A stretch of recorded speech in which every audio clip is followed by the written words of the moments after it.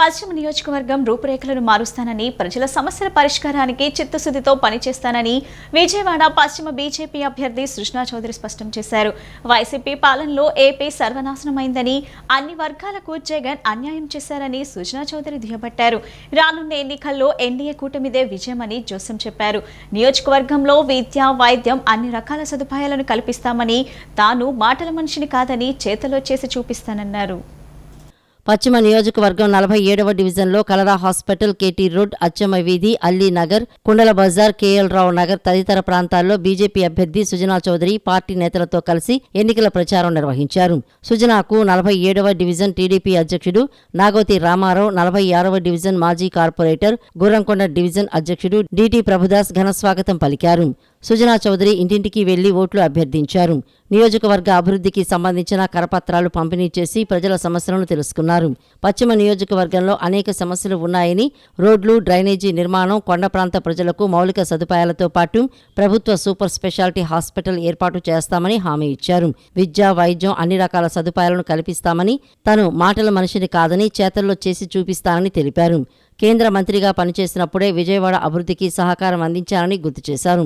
విజయవాడ సమగ్ర అభివృద్ధికి, పశ్చిమ నియోజకవర్గ అభివృద్ధికి బ్లూ ప్రింట్ తయారు చేస్తున్నామని తెలిపారు. విజయవాడలో పుట్టి పెరిగిన తనకు అభివృద్ధి ఎలా చేయాలో తెలుసన్నారు. ఎమ్మెల్యేగా సేవ చేసుకునే అవకాశం ఇస్తే నియోజకవర్గంలోని ప్రతి సామాన్యుడికి సంక్షేమ ఫలాలు అందేలా కార్యాచరణ ఉంటుందన్నారు. యువతకు సాంకేతిక పరిజ్ఞానంతో ఉన్నత విద్యా ఉపాధి అందించేందుకు అవసరమైన వనరులు సమీకరణ చేస్తానని తెలిపారు. గండం నూరే లాయిష్ లాగా ఉంది ఇక్కడ ప్రజల పరిస్థితి మాత్రం చూస్తే. డ్రైనేజ్ వ్యవహారం కానీ అప్పుడు కేంద్ర ప్రభుత్వ సహాయంతో ఆ కేఎల్ కెనాల్ అనేది తయారు చేయడం జరిగింది. దాంతో కొంత వెసులుబాటు కలిగింది, కానీ అది కూడా ఉన్న చిన్న రోడ్లలోనే సగం అది ఆక్యుపై చేసింది, సగం కాకపోయినా ఒక పావు వంతు.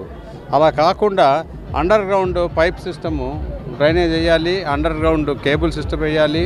తర్వాత ఇక్కడ ఉన్న వీళ్ళందరికీ కూడా ఈ కొండ ప్రాంతం మెట్లు సరిగ్గా లేవు, ఏ ప్రాంతం కూడా సరిగ్గా లేదు ఇక్కడ.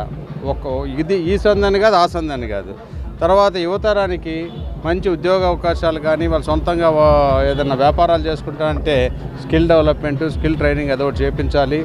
ఇవన్నీ కాకుండా మెటర్నిటీ సెంటర్స్, ప్రసూతి హాస్పిటల్స్ కూడా మంచివి లేవు వీళ్ళకంటూ.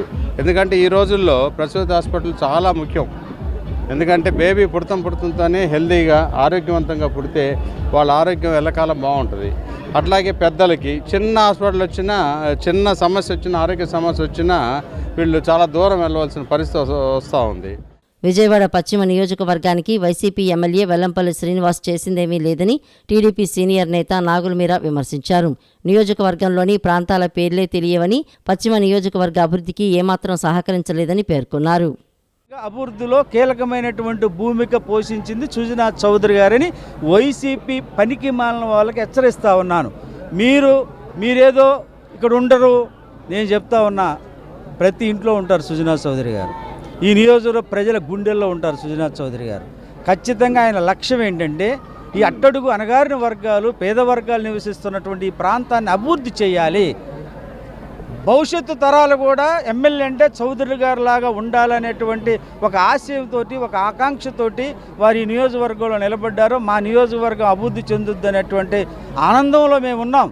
ఎందుకంటే కేంద్రంలో నరేంద్ర మోడీ గారికి అత్యంత సన్నిహితుడు, అలాగే చంద్రబాబు నాయుడు గారికి అత్యంత సన్నిహితుడు.